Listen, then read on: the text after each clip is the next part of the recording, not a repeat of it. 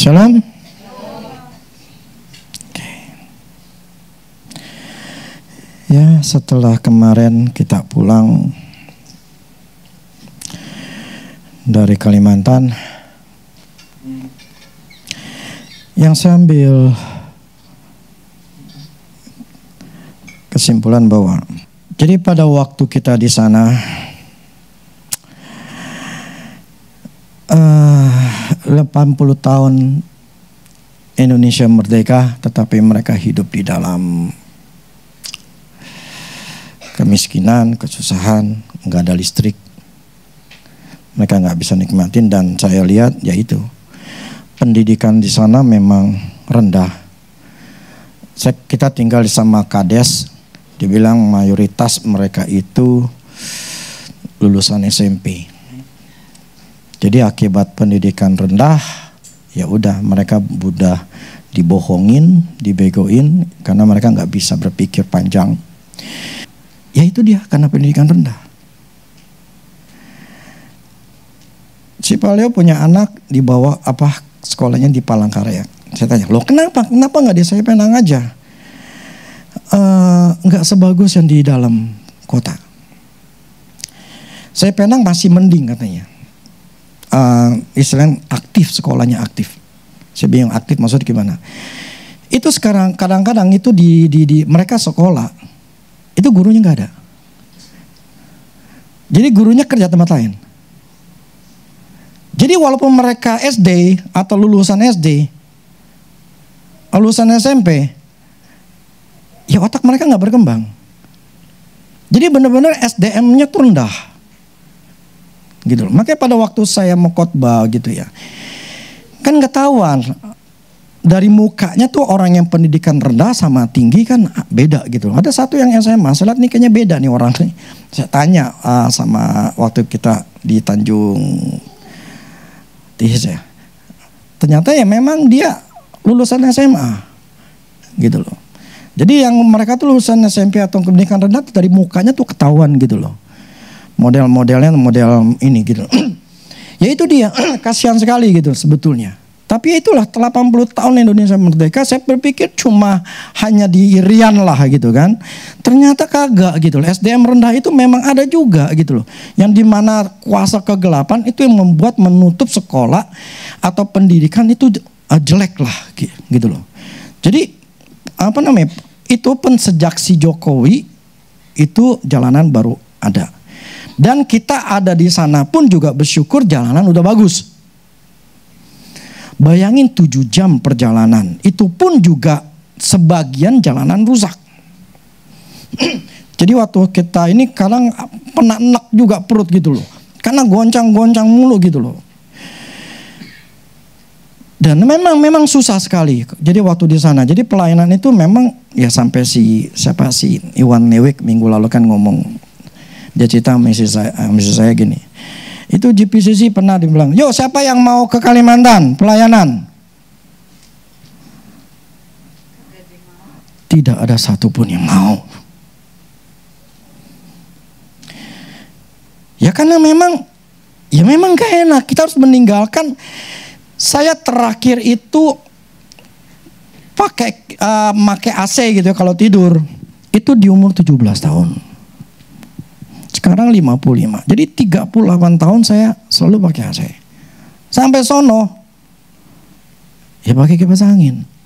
Bahkan satu yang di Pak Iskandar kita nggak pakai kipas angin. Pakai kipas angin nggak sih deh?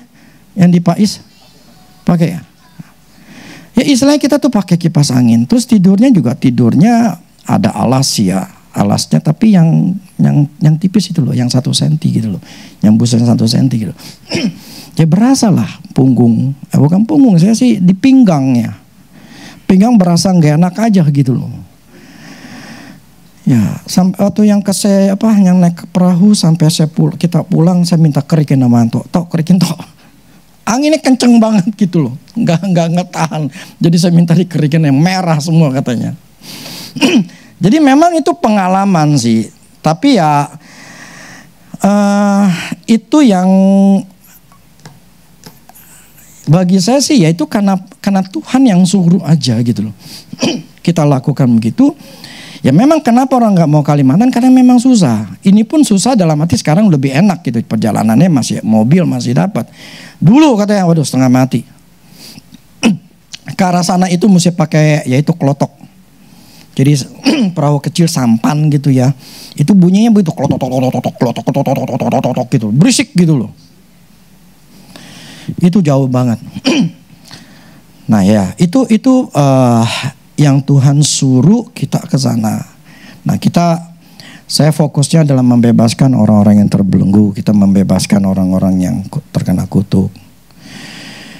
Ya, yang bersyukurnya mereka tuh mengalami, ya mereka maju ke depan, kita doain, kita bebasin. Ternyata itu mempengaruhi aura sana, itu banyak istilahnya. Terus pada waktu hari terakhir kita mau pulang, besoknya ke kota Palangkaraya, saya ngomong di mimbar, terus saya kecewa. Saya kecewa karena nggak ada serangan. Orang kan menghindar serangan ya.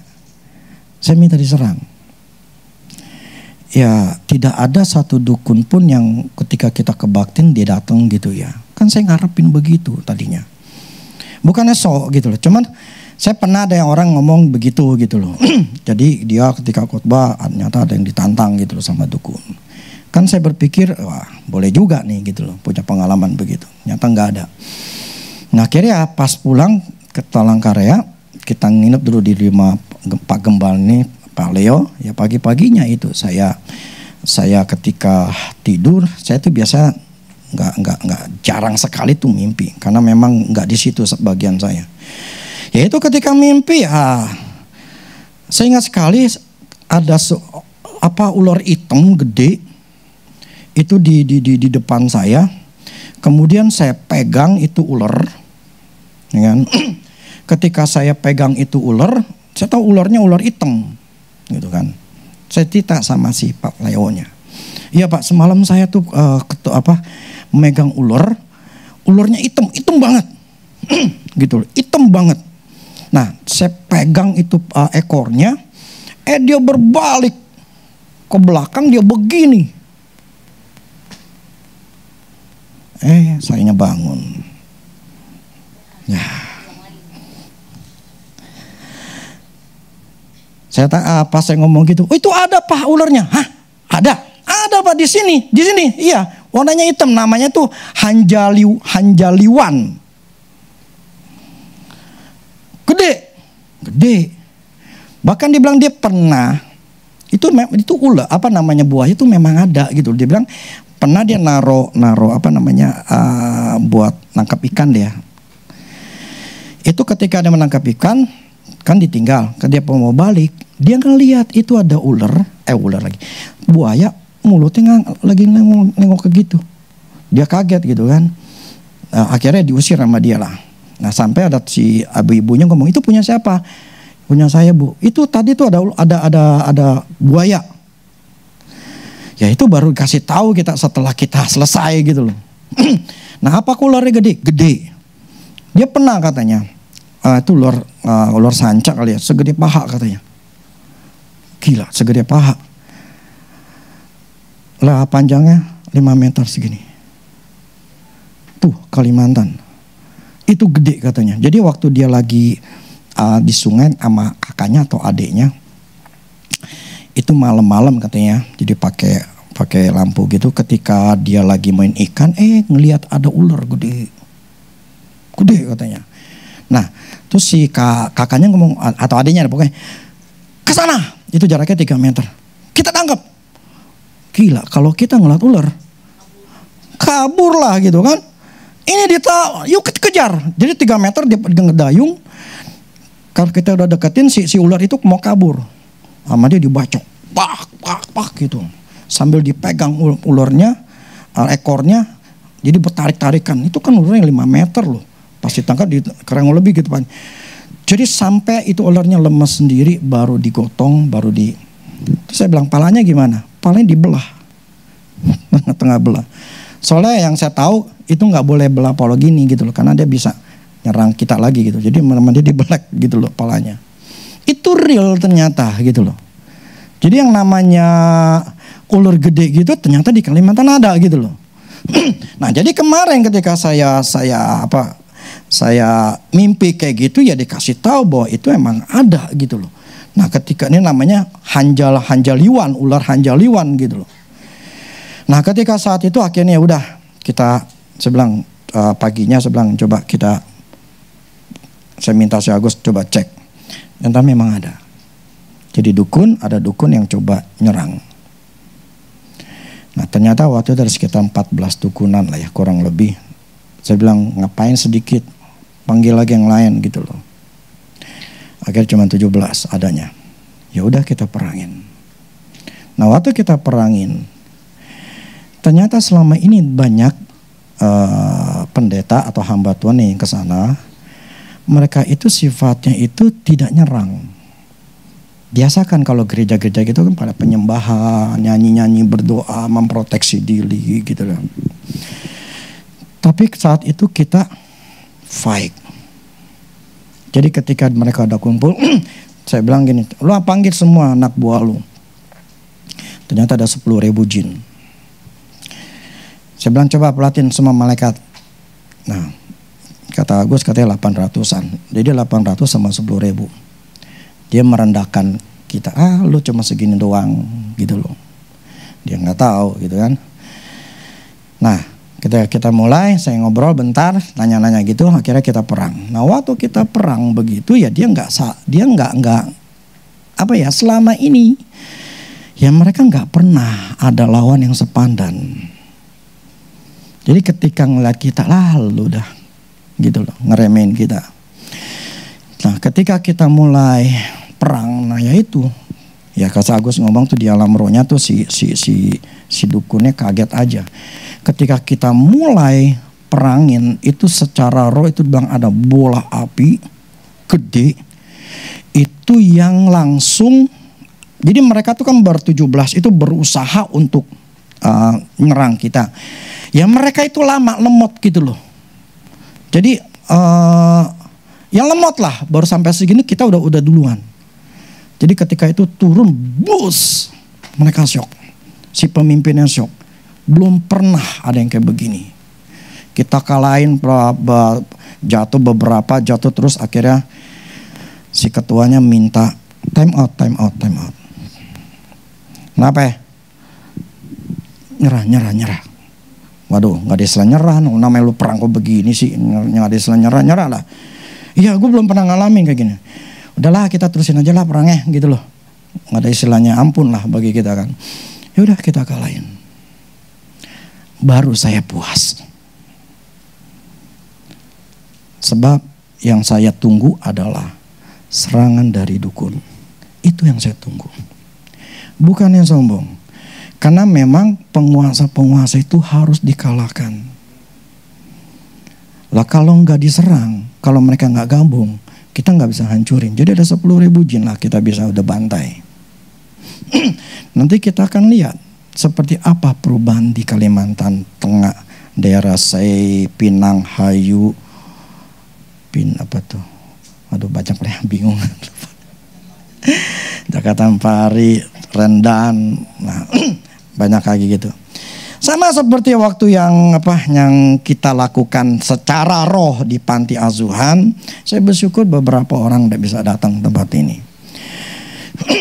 Dimana ya itu kan secara roh, ya kan, tidak ada yang bisa kelihatan secara jasmani. Kemarin si Robert ngomong, ada seorang ibu pokoknya yang udah entah saya lupa apa dia pengurus yang nggak pernah datang gitu ya. Ketika dia datang, loh kok beda? Kok enak, terang, ada perasaan nggak seperti takut. Kalau saudara lihat di Google Map-nya itu ada di Panti Asuhan Parapatan tuh ada yang ngomong. Salah satu komennya kelihatan angker, tapi di bahasa Inggrisnya gitu loh. Kelihatan angker, haunted gitu loh. Nah itu memang ketika sebelum kita datang itu roh jahat banyak kita beresin karena kan secara roh gak kelihatan, tetapi secara fisik terjadi perubahan. Jadi ya kita berharap nanti di Kalimantan setelah kita hancurkan kuasa kegelapan ada perubahan di sana. Karena penguasa-penguasa yang di sanalah yang membodohi, yang membegoin para penduduk di sana dengan pendidikan yang rendah. Gitu, supaya mereka tetap ditindas, mereka tetap tidak bisa bertumbuh atau berkembang. Benar. Ternyata Kalimantan yang lain itu bertumbuh, mengalami perkembangan, tetapi di daerah situ kagak. Padahal di situ emasnya banyak. Tambang emas itu rakyat itu banyak, dan emasnya ya dicek dalam roh memang ada dan banyak. Tetapi di sana yang kuat juga adalah roh judi sama narkoba. Bayangin, si kades yang ngomong gini, satu kecamatan, bukan satu lurah, 60% narkoba. Bayangin, 60% narkoba. Jadi benar-benar di sana itu, makanya kita lihat nanti apa yang Tuhan sudah lakukan, kita pelayanan sana untuk terjadi perubahan.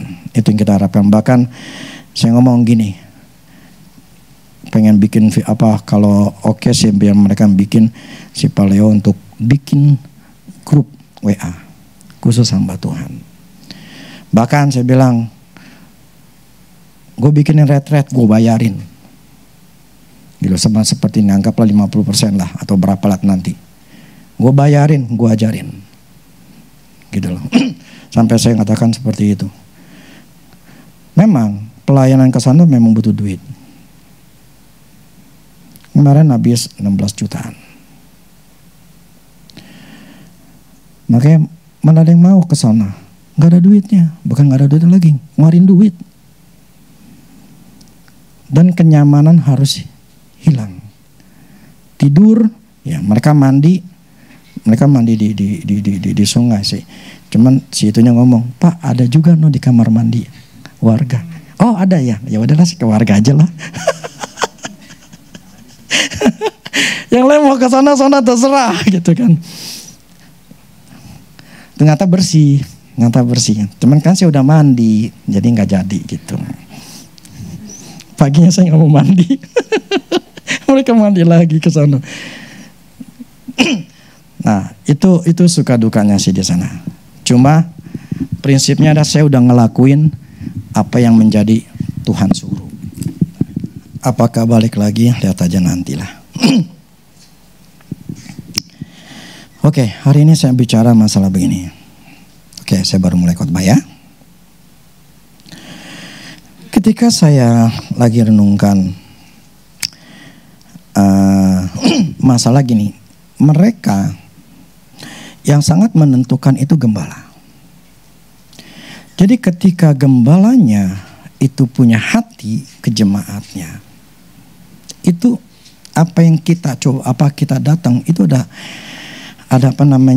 ada sebuah Tuhan bisa ngalir gitu loh dengan mudah. Yang kita yang paling sulit itu pada waktu di Manta. Itu ketika kita datang, ya ketika saya mau khotbah itu juga itu yang paling sulit untuk Tuhan kerja. Sebab Tuhan kerja itu melalui seorang gembala. Gembalanya ke Tuhan ngalirnya gampang. Satu yang namanya Pak Adi, friendly sekali ngomongin bla bla segala, bahkan yang anehnya gitu, bukan aneh ya menurut saya aneh sih. Dia kasih uang persembahan. Saya syok. Gila, aneh ada orang semua yang saya datang itu tidak ada satu memberikan persembahan. Enggak, bukan saya ngarepin gitu. Yang saya maksud begini, dia bisa punya iman dengan berani ngasih persembahan. Bukan kok cuma saya loh, keempat. Saya waktu dengar, wis, hebat. Maka itu gereja dibangun, ya dapatlah dapat sumbangan dari perusahaan sono, perusahaan kayu. Itu sampai dia ngomong, saya pengen pakai keramik. Wah, keramik itu mahal. Perjalanan ke sono ke itunya itu jauh, mahal. Semen namanya pasir masih ada deh ya, dekat sungai itu bisa diambil.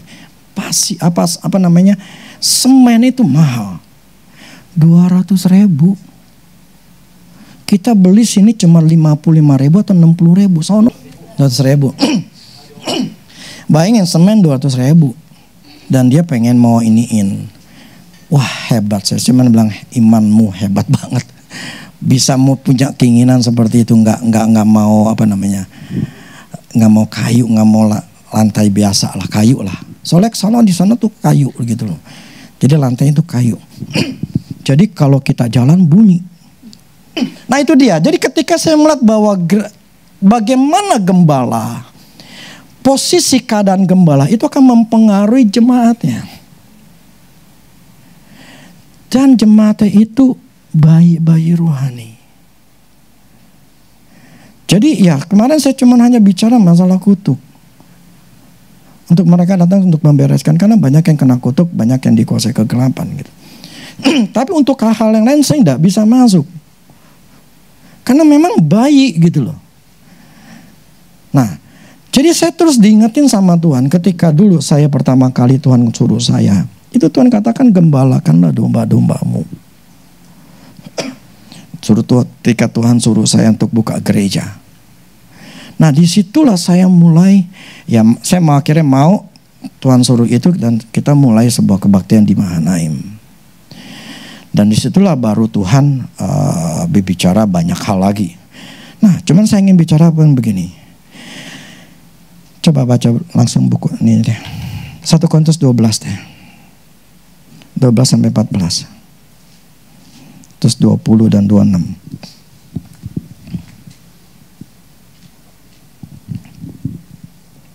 1 Korintus 12 ayat 12 sampai 14. Karena sama seperti tubuh itu satu, anggota-anggotanya banyak, dan segala anggota itu sekalipun banyak merupakan satu tubuh. Demikian pula Kristus, sebab dalam satu roh kita semua, baik orang Yahudi maupun Yunani, baik budak maupun yang merdeka, telah dibaptis menjadi satu tubuh, dan kita semua minum dari satu roh. Oke, sebentar ini. Tubuh itu satu, anggotanya banyak. Yang namanya Rudi ini punya mata, gitu loh, punya kepala, ya kan, punya rambut, punya kaki, tangan, makanya dianggap bilang satu tubuh. Walaupun anggota saya banyak, tapi namanya satu tubuh, yang namanya Rudi gitu loh. Nah, kita ini minum dari satu roh, maksudnya dari satu Roh Kudus. Semua itu kita berasal dari satu roh, yaitu Roh Kudus. Coba ayat 20-nya. 20 ya. Karena tubuh juga tidak terdiri dari satu anggota, tetapi atas banyak anggota. Memang ada banyak anggota, tetapi hanya satu tubuh. Karena itu jika satu anggota menderita, semua anggota turut menderita. Jika satu anggota dihormati, semua anggota turut bersukacita. Oke, nyambung ke Roma 12 ayat 4 sampai 6. Roma 12 ayat 4 sampai 6. Sebab sama seperti pada satu tubuh kita mempunyai banyak anggota. Roma 12 ayat 4 dan 5. Sebab sama seperti pada satu tubuh kita mempunyai banyak anggota, tetapi tidak semua anggota itu mempunyai tugas yang sama. Demikian juga kita, walaupun banyak, adalah satu tubuh di dalam Kristus. Tetapi kita masing-masing adalah anggota yang seorang terhadap yang lain. Oke. Saya katakan begini. Ketika Tuhan menyuruh saya untuk gembalakan domba-domba, disitulah Tuhan baru di tahun 2004, 2005, 2006 lah ya, baru kita tahu itu panggilannya Tuhan. Kita ini satu tubuh. Jadi kalau kita merasa bagian daripada Mahanaim, kalau merasa kita akan mempunyai sebuah perasaan yang sama. Gitu loh. Kita akan tahu bahwa posisi saya adalah berada di dalam Mahanaim itu apa. Entah ada yang jadi tangan, entah ada jadi mata, bla bla segala macam. Nah, ketika Tuhan menyuruh saya dan membuat suruh menggembalakan domba, Tuhan, saya pernah belajar dan diajarin sama Pak Andreas Samudra. Dan saya melihat memang itu. Yang namanya dulu yang namanya Musa itu pakai sistem yang namanya bertingkat. Gitu loh. Tetapi sistem yang Yesus lakukan adalah semuanya sama. Murid-murid dengan Tuhan Yesus. Murid atau Tuhan Yesus dengan muridnya itu dalam satu lingkaran. Dan saya mengiyakan. Setuju bahwa memang pada waktu itu Tuhan ingin katakan gini, semuanya adalah sama. Kita ini satu anggota, tetapi berbeda masing-masing fungsinya. Jadi ketika si Tuhan Yesus kemana-mana, itu mereka semuanya ikut. Dan ketika Tuhan tidak ada dengan memberikan Roh Kudus, nah Roh Kudus itu mereka melayani Tuhan. Yang saya ingin katakan gini, ketika kita di Mahanaim, kita ini semua adalah satu tubuh dengan banyak anggota. Nah anggota-anggota ini tidak bisa gini. Kita hanya dibedakan fungsi. Seperti tubuh ini, tangan saya fungsinya untuk memegang. Saya nggak bisa megang itu pakai kaki. Gimana cara megangnya gitu loh. Kita hanya dibedakan karena fungsi.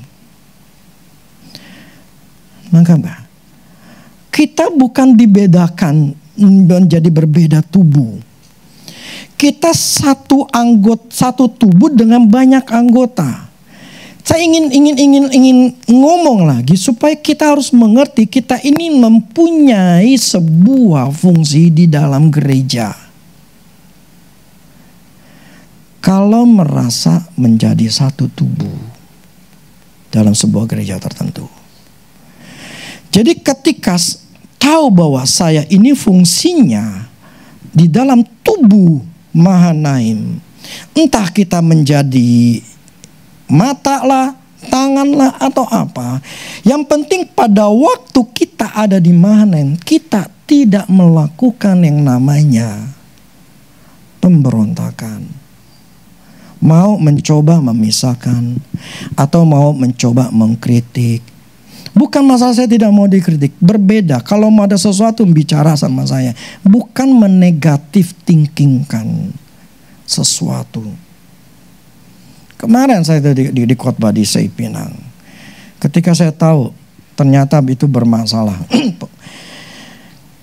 Tuhan kasih tahu ada masalah dengan para pengurus gitu, jemaat dengan gembalanya.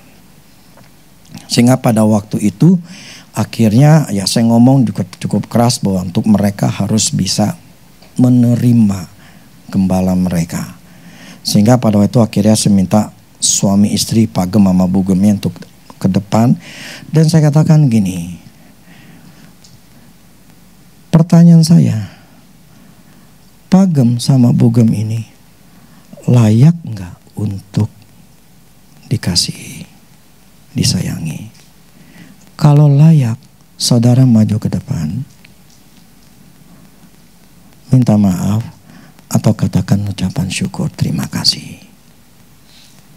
Sebab kalau kita tidak menganggap gembala sebagai seseorang yang dikasihi, yang bisa dipercayai, mau ngapain ada dalam gereja?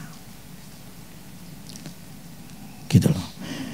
Yang saya maksud begini, memang saya tahu itu tergantung gembalanya. Yang saya gak suka adalah begini. Kalau kita pakai topeng,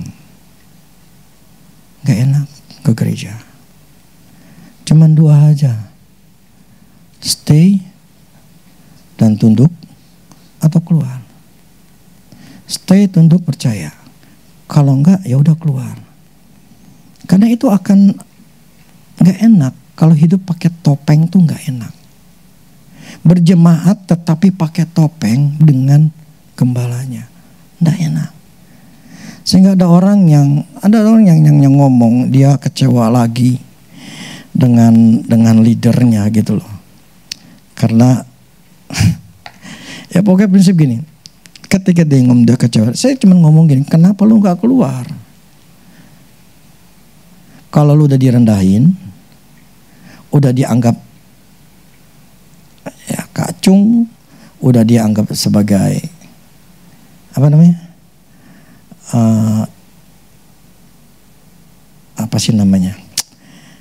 Yang nyusahin dia, benalu, dianggap benalu, diomongin, kamu tuh benalunya saya. Kenapa nggak keluar? Gitu loh. Ya itu masalah cian, takut. Yang saya maksud begini, ketika kita menjadi satu tubuh, di sini katakan satu anggota menderita, anggota lain turut menderita. Jadi ketika satu bermasalah, ya, satu anggota dihormati, semua anggota turut bersukacita. Yang saya maksud ada rasa memiliki di dalam gereja. Ya memang ini berbeda ya kalau jemaatnya jemaat yang gede dengan jemaat tamu jadinya. Jadi gereja tuh jadi banyak gereja-gereja. Kemarin satu gembala yang ngomong gini. Ada sebuah pendeta dia mau bikin gereja di situ di Palangkaraya. Terus pendeta itu ngomong sama Pak Mulyono. Pak, jemaat jadi gini, dia pengen bukan gereja. Dia bilang jemaat itu 3 yang dibutuhkan. Apa? Penciuman. Ketika dia masuk gereja harus wangi, harus enak. Yang kedua, mata. Ketika masuk gereja itu harus bagus. Sehingga ketika mereka melihat, wow. Yang ketiga, pendengaran. Maksudnya apa kuping? Sound system harus bagus. Nanti orang-orang datang. Jadi banyak gereja itu 3 yang dipakai. Wangi, interior bagus, mata, sound system bagus. Itu untuk menarik orang datang ke gereja. Jadi motivasinya itu udah gak bener. Gitu loh. Seharusnya gereja itu dibentuk karena memang Tuhan panggil. Betul gak? Ya kan? Jadi banyak gereja itu bukan dibentuk sama Tuhan. Tapi sebuah apa namanya ya, motivasi yang salah atau buat pelebaran, bilang sih pelebaran kerajaan Allah. Itu bukan pelebaran kerajaan Allah, tetapi itu untuk ambisi pribadi atau dari gereja itu. Sehingga mereka itu melakukan hanya untuk menarik jemaat, untuk masukin uang. Kenapa? Ketika sound system semua bagus, semuanya bagus, itu kan bisa menarik orang-orang kaya datang ke gereja. Dan ketika mereka datang ke gereja, yang mereka harapin adalah persepuluhan. Kenapa? Karena begini, saya kasih tahu saudaranya, persembahan aja, di sini aja, itu nggak cukup buat bayar PK maupun listrik, nggak cukup. Jadi saya yakin di gereja lain pun sama. Nggak cukup. Jadi ngarepin namanya persepuluhan.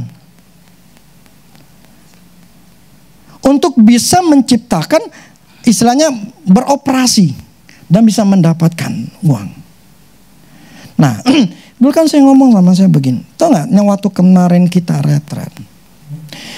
Itu saya bilang kan kita subsidi. Itu kurang lebih sekitar 10 jutaan di subsidi. Siapa yang subsidi? Yang bayar persepuluhan itu yang mensubsidi yang tidak bayar. Ketika Ketika kita merasakan kamu makan di sini, kamu akan memberi. Tapi kalau kamu tidak merasakan, kamu berikan ke lain, it's okay, no problem. Karena bagi saya tidak mencari. Yang penting gini, jangan bikin ribut aja. Gitu loh. Biar kalau kita mempunyai satu tubuh dan kita anggota di Mahanaim, kita akan menolong, akan membantu. Jadi dibutuhkan kita adalah kesatuan. Di dalam gereja itu dibutuhkan itu. Karena kita sadar, saya nih anggota dari Mahanaim. Supaya kita berusaha, nih satu firmannya. Efesus 4 ayat 3 dan 6 sampai 6. Efesus 4 ayat 3 sampai 6. Coba ya. Dan berusahalah memelihara kesatuan roh oleh ikatan damai sejahtera, satu tubuh dan satu roh. Sebagaimana kamu telah dipanggil kepada satu pengharapan yang terkandung dalam panggilanmu, satu Tuhan, satu iman, satu baptisan, satu Allah dan Bapa dari semua. Allah yang di atas semua dan semua di dalam semua. Ya, satu Tuhan. Kita satu Tuhan Yesus kan? Satu iman. Kita satu iman sama di dalam nama Yesus kan? Kita satu baptisan. Kita dibaptis pakai nama Yesus. Satu Allah dan Bapa. Itu kita. Nah, di sini satu pengharapan yang terkandung dalam panggilan. Satu pengharapan yang terkandung dalam panggilanmu. Kita mempunyai panggilan untuk mengalahkan kuasa gelap. Itu panggilan yang ada di Mahanaim. Dan saya tidak bisa keluar dari panggilan itu dengan mencoba melakukan entertain. Karena memang panggilan saya berbeda sama yang di GPCC lah, yang di GSM lah, atau segala macam. Saya tidak mempunyai panggilan seperti mereka. Jadi saya hanya melakukan panggilan apa yang Tuhan taruh. Dan itu maksud saya gini, semua itu harus satu pengharapan yang terkandung dalam panggilanmu. Jadi panggilan tidak bisa kamu paksakan ke saya, ke yang lain. Karena memang visi yang Tuhan taruh adalah ini. Jadi kemana saya ngomong dengan Pak Leo? Pak Leo visinya apa? Gerejanya visinya apa? Dan dia tidak ngomong. Berarti tidak tahu visinya. Saya katakan berdoa sama Tuhan. Itu GBI saya bilang itu. Apa sih visinya? Ketika dapat visinya, hiduplah di dalam visi itu. Jangan ke yang lain. Ya, kita menjadi berkat buat mereka. Itu pas kita lagi selesai itu kan di rumahnya.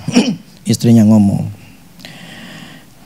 Saya kaget juga pada waktu lagi saya terakhir di hari Minggunya. Saya bicara masalah kutuk. Dan dia maju, ibunya ngomong maju. Karena waktu dia WL, dia bilang yang keluarga dia namanya disebutin lah gitu ya. Maju ke depan. Ini kita harus memutuskan kutuk. Karena memang ada kutuk mati muda. Nah, waktu kemarin pas ngomong di rumahnya dia ngobrol begini. Saya bilang kan wah luar biasa Bu, kemarin Ibu bisa ngomong kayak begitu. Gini Pak katanya. Di keluarga saya, di keluarga bapaknya.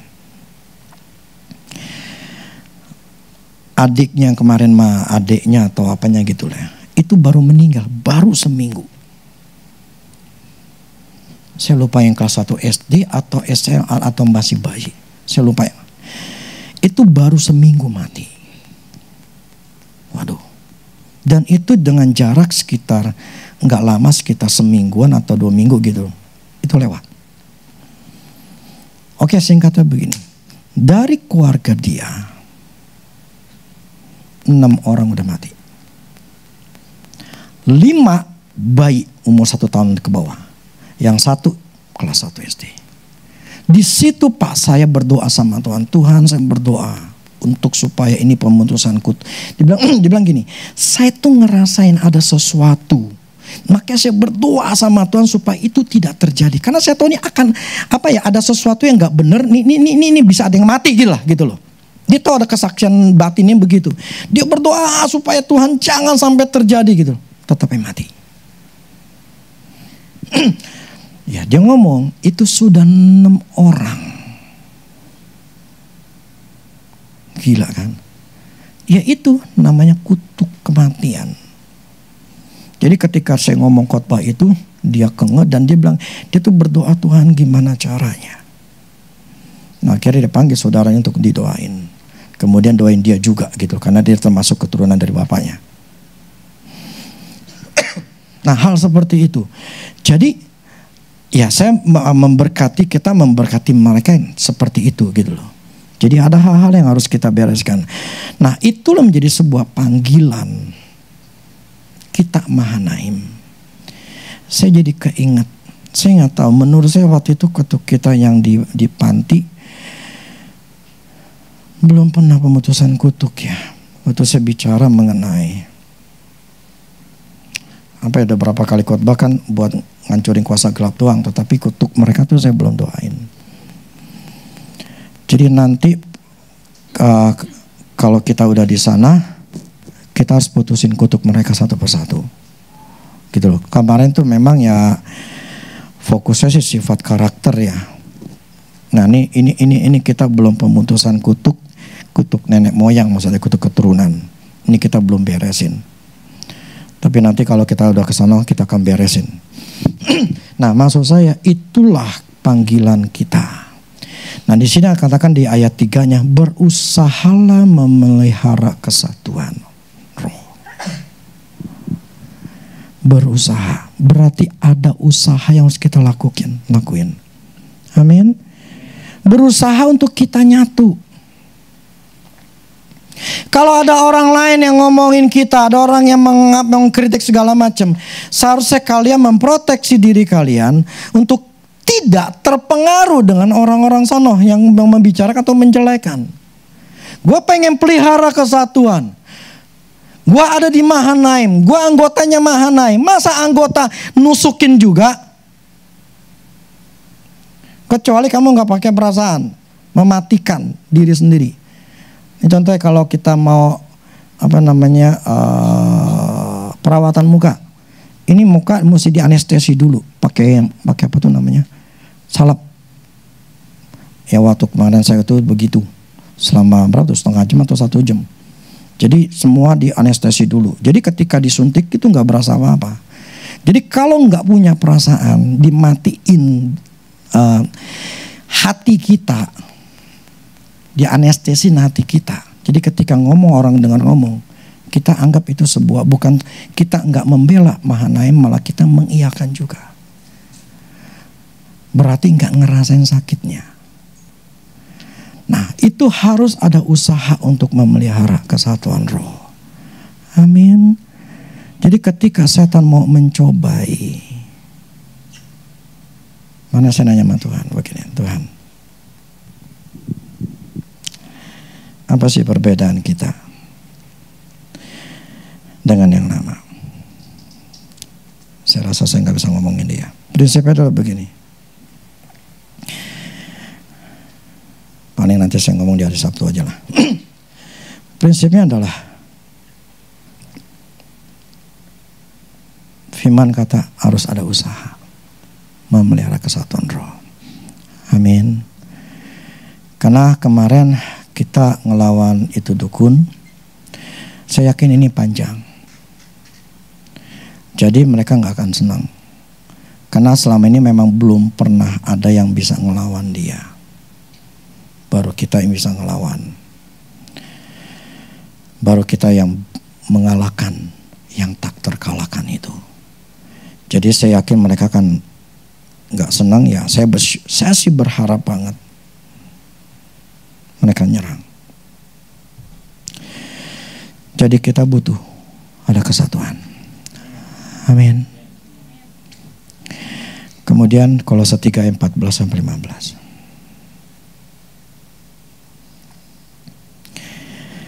Dan di atas semuanya itu, Kolose 3 ayat 14 dan 15.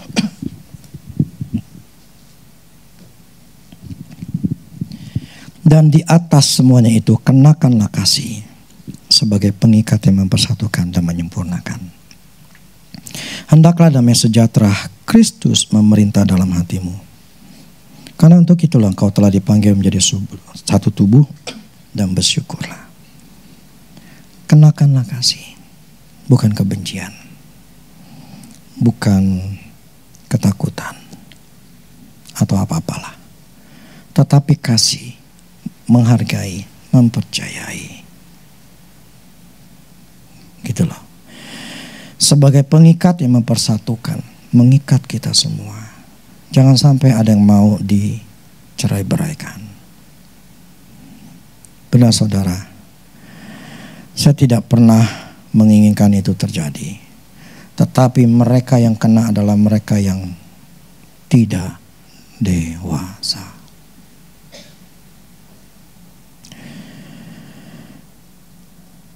Sebab damai sejahtera itu harus memerintah. Contohnya misalnya, contoh yang kayak tadi.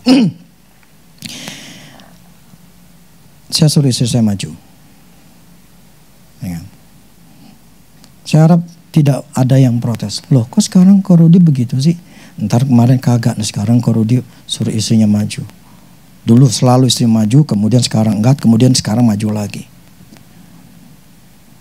Misalnya kalau ada yang bertanya gitu. Itu kan hal kecil. Pertanyaannya adalah gini. Siapa yang jadi otoritas? Yang nentuin siapa? Kalau saya pengen A begini emang kenapa? Misalnya nih kalau ada yang mengkritik. Emang kalau saya ngelakuin ini kenapa? Emang saya gak boleh? Nah kira-kira kayak begitu. Kan dulu saya pernah ngomong. Saya ngomong di Pinang juga. Kalau saya salah, Tuhan hukum saya. Biar Tuhan yang hukum saya. Ternyata Tuhan ngomong sama si Agus begitu. Itu kan saya ngomong udah bertahun-tahun yang lalu. Kalau memang saya salah, biar Tuhan hukum saya. Kalian gak perlu menghukum saya. Kalian gak perlu yang namanya menjudge, menghakimi. Gak perlu. Biar nanti saya akan mengalami hukuman dari Tuhan. Karena memang itu adalah haknya Tuhan. Bukan haknya jemaat. Haknya Tuhan. Kalau ada sesuatu ya. Makanya saya bersyukur waktu kemarin yang kita di retret. Boleh saya katakan 100% mereka yang maju. Itu tidak punya negative thinking sama saya. Semuanya udah pemberesan. Semuanya hatinya murni. Semua hatinya tulus. Itu yang saya suka. Nah saya hanya berkata, saya ngomong gini. Supaya kita ngerti. Jangan sampai hal-hal yang salah. Kalian mungkin ada yang diomongin segala macam. Itu bisa kena. Kita harus berusaha. Kita harus mempersatukan dengan hati kita. Dengan kasih. Kan itu sebuah usaha. Jadi ketika ada hal itu kalian sendiri harus memproteksi diri. Seperti dulu saya ngomong. Jemaat, umat Tuhan, orang Kristen itu punya tempat untuk bertumbuh. Ya. Tempat yang Tuhan suruh untuk ke gereja itu. Tidak semua orang bisa masuk ke Mahanaim karena memang bukan tempatnya di Mahanaim. Atau mereka tempatnya di mana mereka begereja, ada yang gereja yang jalan-jalan, ada mereka gereja yang salah gitu loh. Kita harus tahu tempat yang Tuhan taruh itu di mana. Kalau kalian bisa ada di sini berarti Tuhan tempatin di sini. Artinya saya bersedia untuk menjadi anggota tubuh Mahanaim. Demikian orang-orang Kristen yang lain, ketika Tuhan taruh di tempat gereja itu, mereka harus merelakan diri menjadi anggota tubuh di gereja itu. Nah, kalau dia merasa ada sesuatu yang gak enak, sesuatu yang kayaknya dia merasa kayaknya gue gak nyaman sama pendetanya gembala, ya sudah keluar. Gitu loh. Kalau memang Tuhan suruh ya keluar gitu loh. Kayak dulu saya di gereja yang lama. Karena Tuhan suruh saya keluar. Karena memang saya nggak nyaman. Udah nggak mungkin saya itu menyatu. Nggak mungkin gitu loh. Jadi saya tahu banget nggak bakal mau sampai kiamat pun itu nggak mungkin pendeta itu, gembala saya yang dulu itu bisa ngampunin saya gitu loh. Bisa menerima saya sampai akhir kiamat pun nggak bisa. Saya tahu karakter, saya tahu hati dia gitu loh. Jadi karena itu akhirnya saya keluar. Daripada saya tempat di situ, walaupun saya tidak mengkritik, walaupun saya tidak menyalahkan, tetapi saya tahu hati saya. Daripada saya pakai topeng, mendingan gue keluar. Ngerti ya? Jadi daripada kalian pakai topeng, capek. Datang ke sini duduk ya di gereja, seolah-olah setuju sama saya, seolah-olah percaya sama saya, seolah-olah seiman sehati sama saya, padahal hatinya enggak. Itu namanya pakai topeng. Capek orang pakai topeng. Makanya saya hidup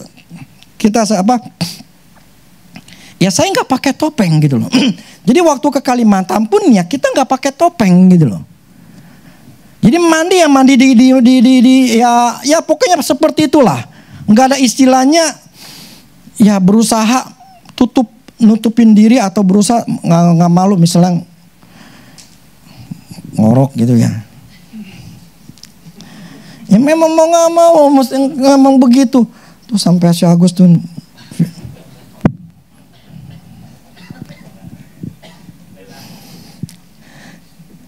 ya memang kayak begitu, mau dibilang apa ya kan? Nah, oke. Coba nih ayat terakhir ya. 2 Timotius 4 ayat 6 sampai 8.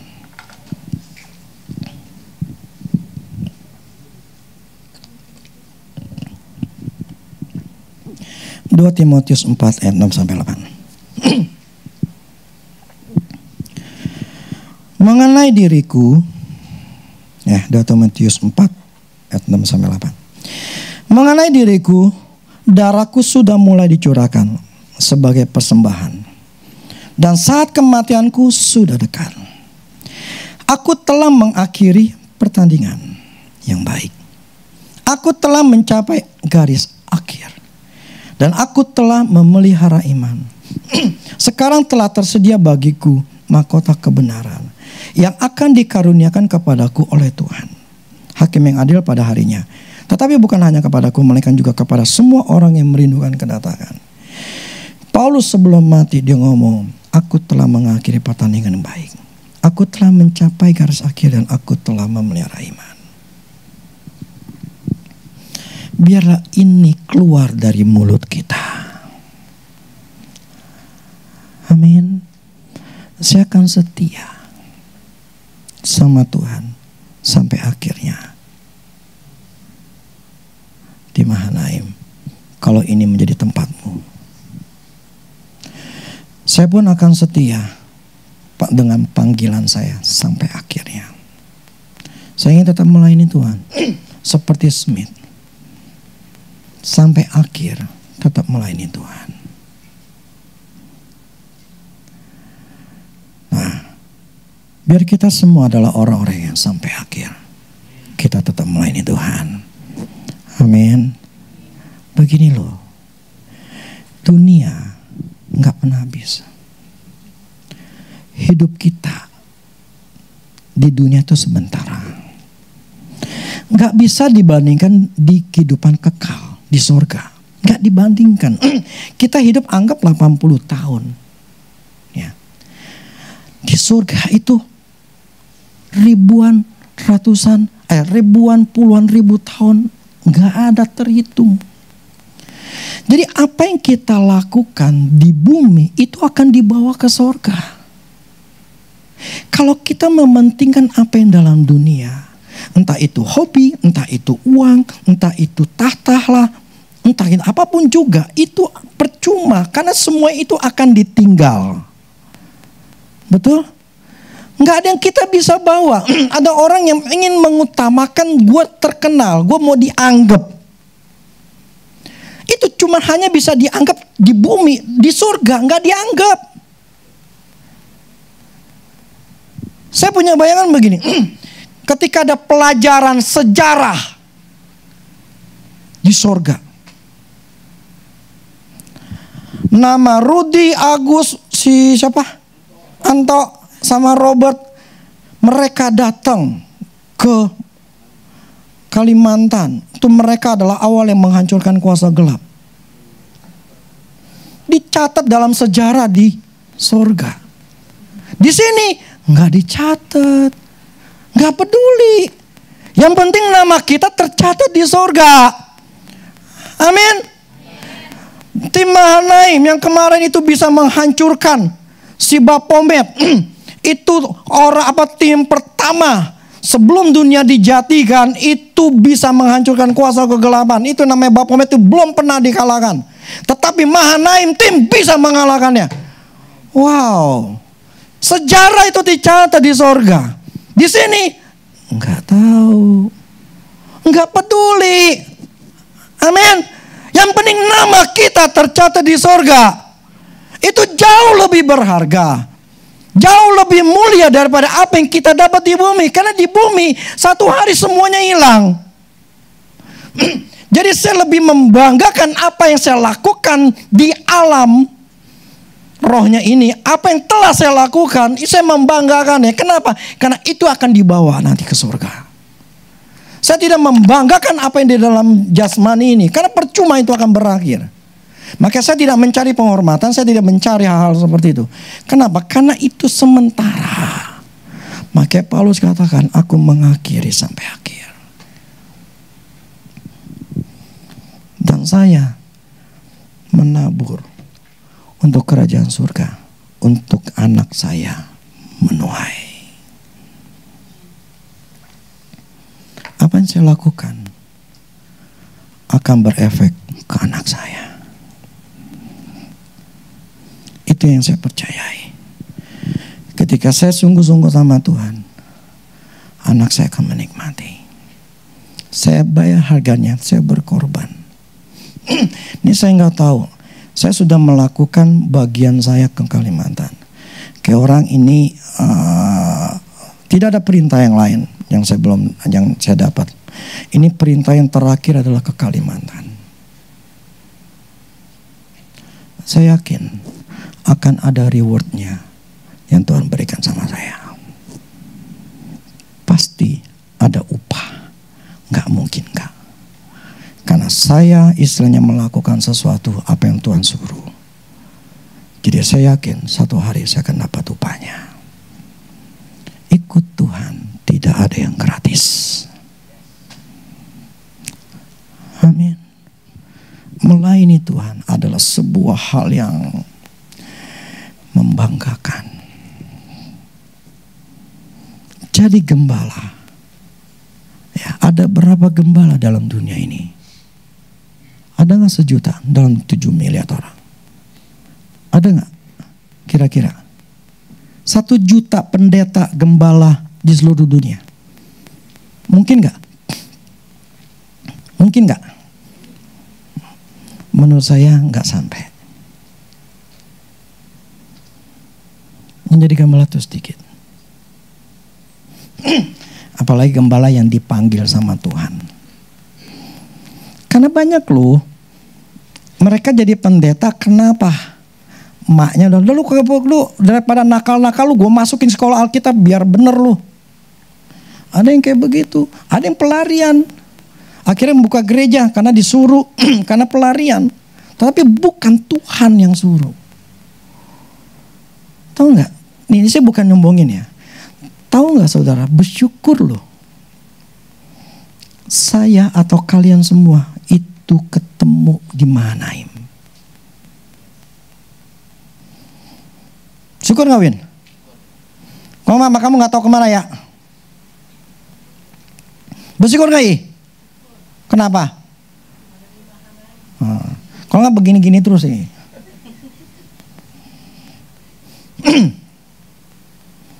Saya bersyukur.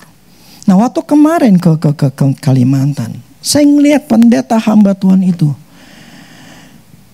Mereka nggak punya power, nggak punya kuasa, nggak punya pengertian. Hidup di dalam lingkungan auranya yang setannya banyak.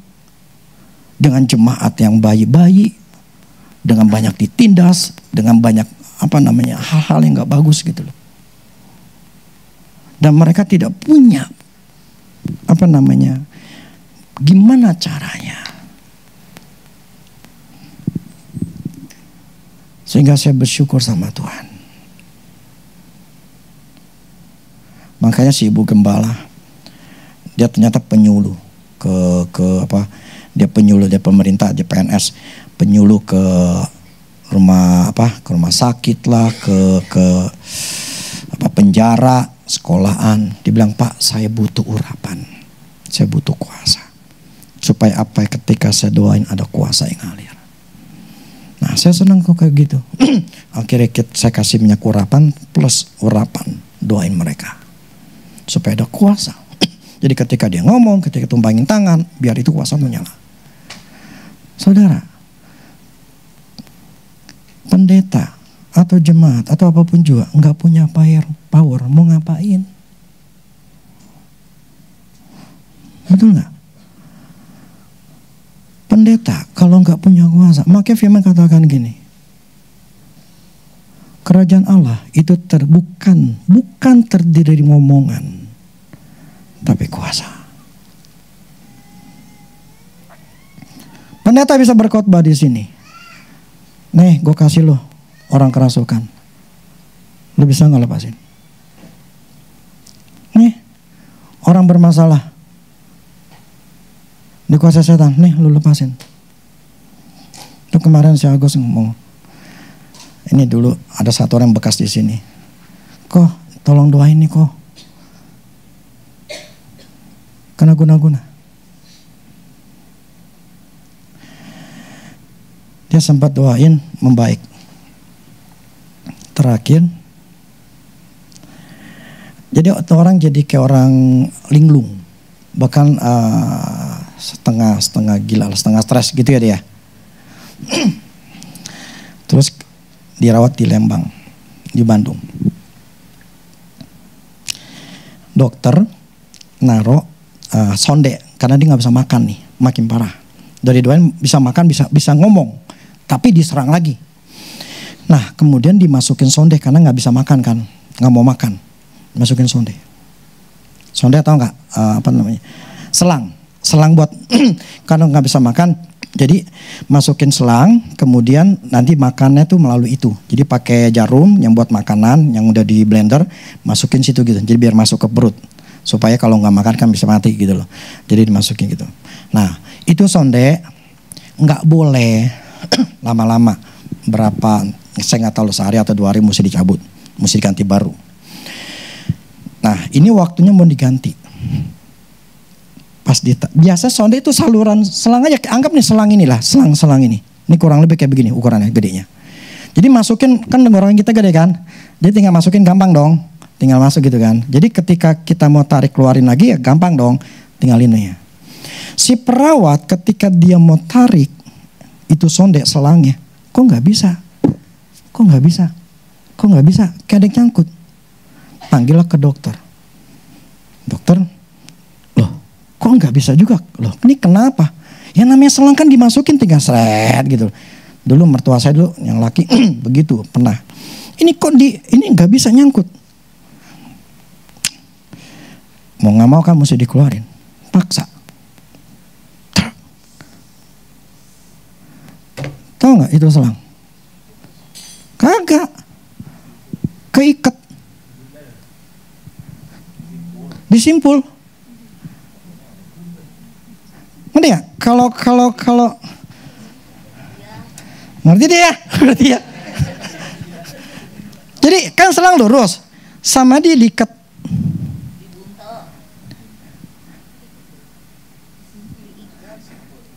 Disimpul.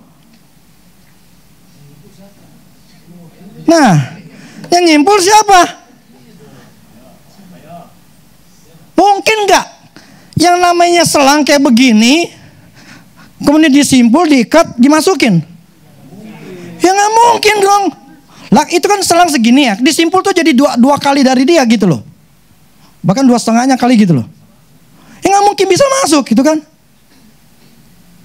Jadi ketika dicabut, Ya dokternya syok, saya dikasih fotonya.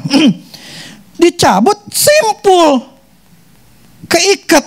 Lah, siapa yang ngikat?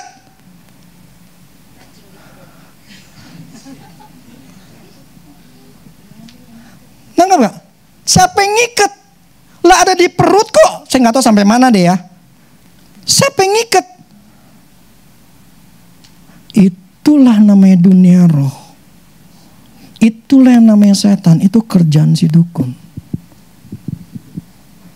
Sehingga dokternya bilang belum pernah lah selama dia jadi dokter selang itu bisa keikat.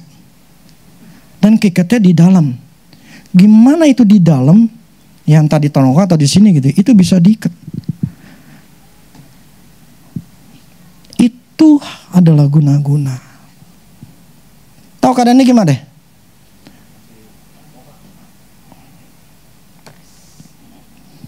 Dia waktu kita coba cek di alam rohnya, dia pernah selingkuh sama cewek. Dia punya anak. Jadi laki ini udah punya istri, udah punya anak. Tapi dia karena dia kedudukannya tinggi, punya duit, kaya gitu ya, main sama cewek gitu loh.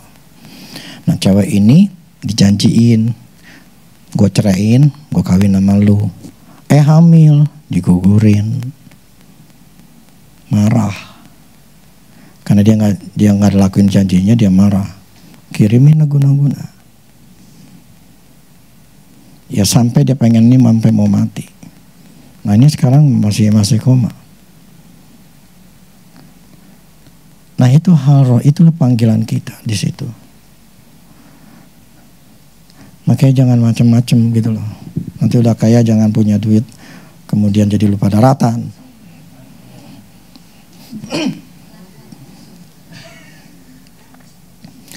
Nah maksud saya gini, itulah yang hal yang aneh. Mungkin banyak gereja nggak pernah tahu. Tetapi itulah panggilan kita Mahanem adalah untuk itu. Mengalahkan kuasa kegelapan. Makanya ya saya berharap sekali bahwa akan ada dari dukun Kalimantan itu nggak senang. Mereka menjadi satu, mereka nyerang Mahanaim. Kita siap nggak? Siap nggak? Takut nggak? Jadi takut nggak Yat?